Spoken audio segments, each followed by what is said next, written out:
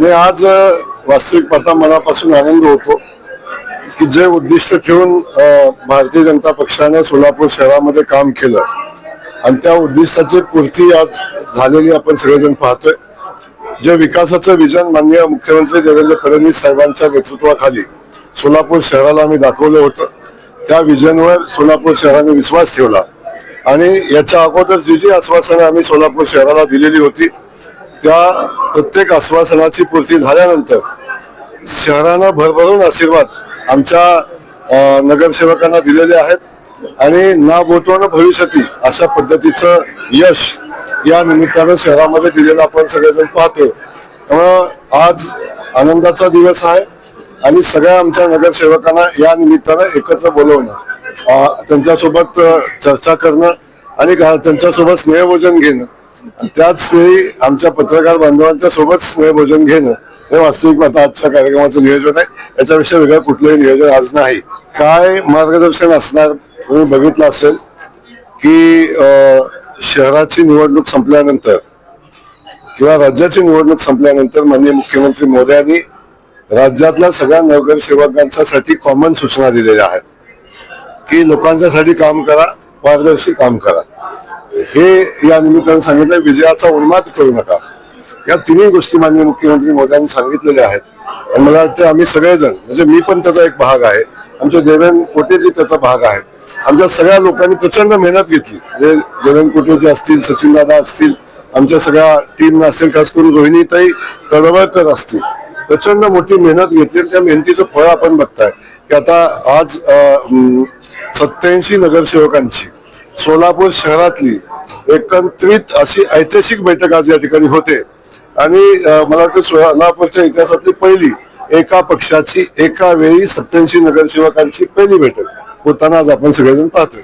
आता आजचा विषय पदाधिकारी निवडीचा नाही, निकष ठरवण्याचा नाही, महापौर ठरवण्याचा नाही, सिक्युरिटी ठरवण्याचा नाही. आज फक्त आणि फक्त स्नेहभोजन आणि सगळ्यांनी एकत्रित येऊन आनंद साजरा करणं याच्या पलीकडचा कुठलाही विषय आजच्या बैठकीमध्ये नाही. आपण पाहिलं की सोलापूर शहरामध्ये सुद्धा आमच्या सगळ्यांची भावना होती की महायुती व्हावी आणि ती महायुती झाली नाही. काही लोक म्हणजे आम्हाला अहंकार आहे, पण काही लोकांना अनावश्यक अहंकार झालेला होता आणि त्याचा परिणाम आपण बघितला काय झालाय त्याचा. म्हणून या लोकांच्या अहंकारापोटी MIM हा विरोधी पक्ष म्हणून आपल्या समोर आला. त्यामुळं भारतीय जनता पक्षाने पहिल्या दिवसापासून जी ठाम भूमिका ठेवली होती की आम्हाला महायुती म्हणून लढायचे, परंतु महायुती कुणामुळे झाली नाही हे बघितलं आणि महायुती न करण्याची फळंही त्यांनी बघितलेली आहे. याच्यावर अधिक न बोलता मी एवढंच सांगेन, आताही आमची महायुती करण्याची इच्छा आहे, परंतु ज्या ठिकाणी होईल त्या ठिकाणी करू, ज्या ठिकाणी नाही होणार त्या ठिकाणी आम्ही स्वतःच्या ताकदीवर लढू. आणि आजही आमचा संकल्प आहे अब की बार जिल्हा परिषद में बीजेपी सरकार.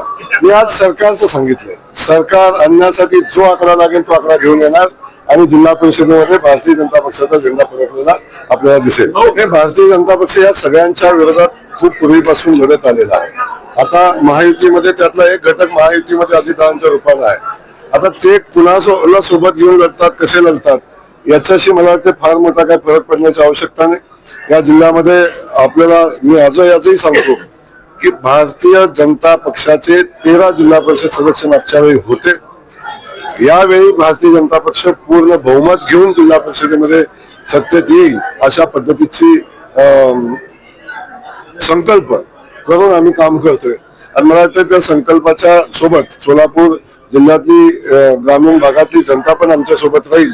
आणि जे यश आम्हाला नगरपालिकेमध्ये मिळालं, जे यश आम्हाला महानगरपालिकेमध्ये मिळालं, तेच यश आम्हाला येणाऱ्या जिल्हा परिषद आणि पंचायत समितीच्या निवडणुकीमध्ये मिळेल आणि बहुतांश सदस्य हे भारतीय जनता पक्षात निवडून येतील. आता आपल्याला माझं एवढंच सांगणं आहे की आज आनंदोत्सव साजरा करतो.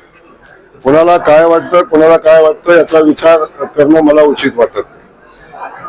भारतीय जनता पक्षाच्या या निवडणुकीमध्ये माझ्या भारतीय जनता पक्षाच्या कार्यकर्त्यांनी मनापासून मेहनत घेतली, माझ्या सहकार्याने मेहनत घेतली आणि ती मेहनत घेत असताना काही केली काही नाही केली हा विषय वेगळा जातो. परंतु भारतीय जनता पक्षाच्या सगळ्याच कार्यकर्त्यांनी ताकदीने मेहनत घेतली आणि आजचा दिवस मला वाटतं या सगळ्यावर चर्चा न करता आजचा दिवस हा आनंदोत्सव साजरा करण्यास आणि जे बांधव आमचे निवडून आले त्यांचा स्वागत सन्मान करण्याचा दिवस आहे.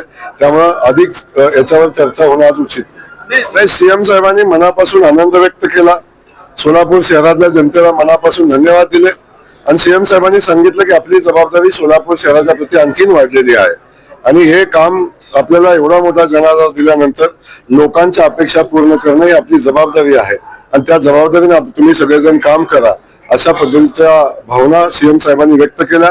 शहरातल्या नागरिकांचे मनापासून धन्यवाद मानले. ज्या ज्या लोकप्रतिनिधींनी यामध्ये भाग घेऊन या निवडणूक जिंकण्यासाठी प्रयत्न केले त्यांनाही मनापासून त्यांनी धन्यवाद दिले, त्यांचंही कौतुक मनापासून केलं आणि निवडून आलेल्या सगळ्याच नगरसेवकांचं कौतुक. मी जमिनीवर काम करत होतो, मी शहराच्या गल्ली बोळामध्ये प्रत्येक समाज बांधवांशी भेटत होतो, सगळ्यांशी बसत होतो, चर्चा करत होतो. तेव्हा आपण पाहिलं असेल की आमचे खास करून इथं देवेंद्रजी कोटेजी उभे आहेत. या माणसाचा शहराचा प्रचंड मोठा अभ्यास, अगदी गल्ली बोळाचा छोट्या छोट्या समाजाचा प्रत्येक व्यक्तीचा अभ्यास असणारा एक लोकप्रतिनिधी आमच्यासोबत निवडणूक लढत होता. पण अशा वेळी काँग्रेस पक्षाचा उमेदवार कोण आहे हे सुद्धा त्यांना माहिती नाही. काँग्रेस पक्षाच्या प्रचाराच्या मोहिमेमध्ये ते सहभागी झाले नाही. या शहरामध्ये जाहीरनामा काय असावा, शहराला काय पाहिजे याची माहिती नाही. अशी माणसं दिल्लीत बसून जेव्हा या निवडणुकीचं नियोजन करतात तेव्हा याच्यापेक्षा चांगला निकाल येऊ शकत नाही माझी खात्री होती आणि त्यामुळं ती माझी खात्री मी व्यक्त केली.